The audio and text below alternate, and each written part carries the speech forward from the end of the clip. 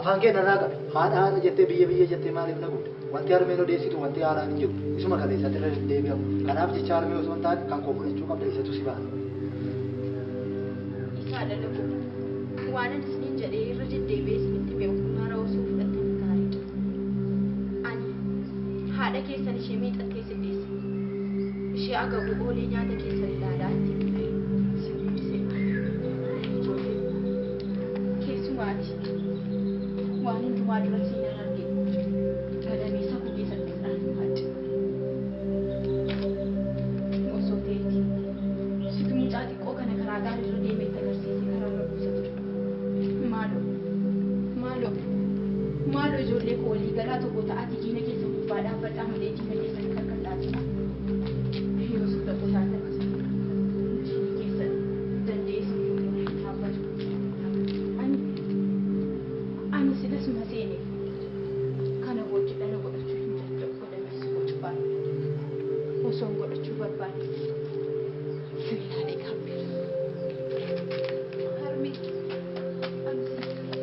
simimmaan kee hanga yoonaan ulees ansiifan godhu. Mee al takkaana dhagaa ani erga dhaladhee kaasee waan ana wayda hedduun isaan keessaa garuu tokkollee wanti naa goote hin jiru. Kanaaf ani amma bara baraatti akkasitti goofamaa harmee lafa ati qabdu qabeenyaa ati qabdus hedduun garuu kun hundi nuuf isa akka isa foon ofii nyaanne saree irraa eeganii nutti ta'e. Kanaaf amma bara koo guutuu akka ijoollee harma otuun gowwoomfamaafa na dhiisa an deemee lafa garaa koo gaa isa hormi nyaatee nutti dhiichisus deemeen ilaala. Maaloo sitti hafuu ilma koo harka kooraa nyaattee harka ormaa baruun si tuffaata. Harkuma koo siif wayya bobaa koo siif wayya. Karaan taanii irra deemtee iddoo siif hin malletti kufta. Adaraa ilma koo na dhaga'i. Maaloo obboleessa koo anaaf haadha keenya ishee nuuf jettee bifa dhabde. Ishee nuuf jettee ollaan jibbantee eenyutti nu laattee deemta. Ani si malee haadhi koo si malee atis nu malee miidhaguu hin dandeenyu. Maaloo obboleessa koo haadhoo koo dhiiga koo foon koo nan buusin. Nu dhiistee hin deemin diinni qofaatti nu argannaan nu miidha. Ani jecha isin jettan kana mara hin fedhu.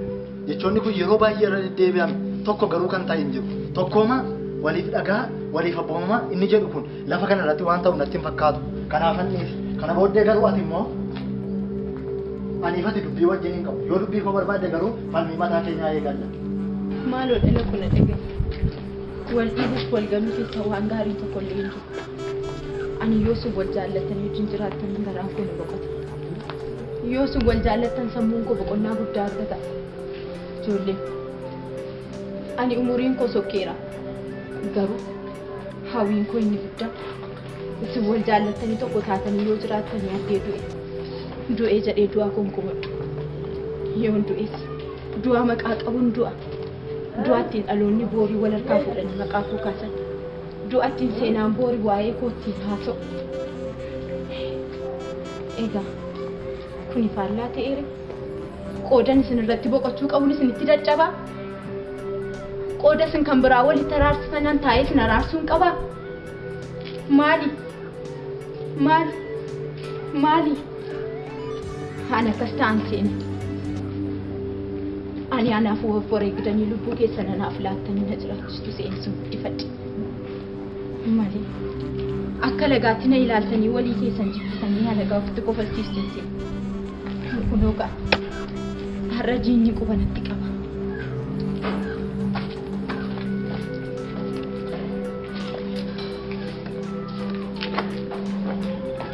Maal gochuufi? Anaan na tuffattu iyyuu haadha koof loluu hin dadhabu. Maal ta'uu barbaadda? Anaaf haadha koof waan qara qabu kana fuudhu.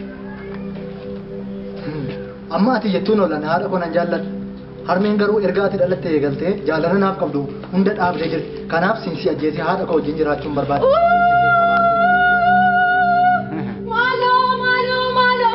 Maalaan isin godhe?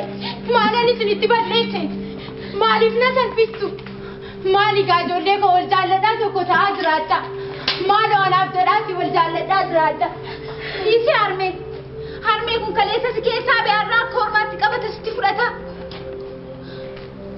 Kun kan kee ta'uuf dhiigni keenya tokko ta'uu isaa iyyuu nan shakki.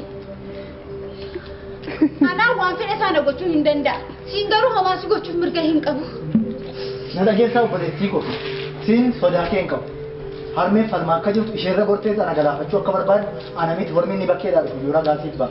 Garuu ana dhiibuun keessan anaan akka ormaatti lakkaa'uun keessan maaliif kan jedhu jireenya koo keessatti gaaffii guddaa uumee jira. Gochi keessan kun immoo isiniif ilaalcha badaa akka hin qabaatu taasisee jira. Kanaafuu ammoo utuu naariidhaan lamaan keessan gidduu waan hangaraatti yaada hin raawwatin ija koo duraa deemaa.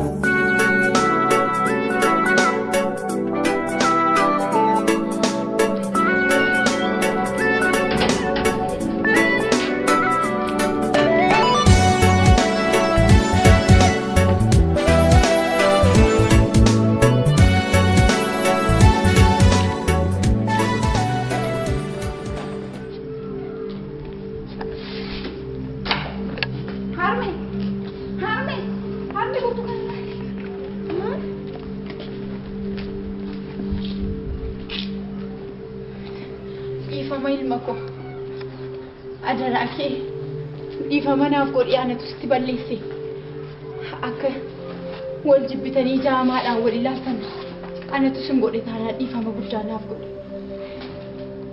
Egaa yaa ilma koo umuriin koo sokkeera. Ani kana booddee baay'ee sin qabu. Mucaa koo hangafaa mucaa koo quxisuu kan immoo adaraan sitti kennadha. Jechi koo kun immoo adaraati. Maaloo ilma koo na dhagaa yoo lubbuu kennanii obbolaa walitti araarsu ta'e haani kunoo lubbuu koo siniif wareegame tokko sin gochuuf qophiirra jira. Ani obboleessa koo arras boors yoo miidhaan sin jaalladha. Durii koo du'a keeti. Harmee keenya. Cabii koos caba keeti. Kanaaf maal gochuu tokko taanaa keenya gammachiisna. Ani siif yoon du'e maqaan koo maqaa keeti. Anis akkasuma iji koo ija kee sombi koo somba koo. Yoo si jaalladhe atis na jaalladhu. Yoon kufee lafaa na kaafadhu. Kuni ergaa kooti san keessa dabalatee. Inni kaleessa jigee har'a kun oolate.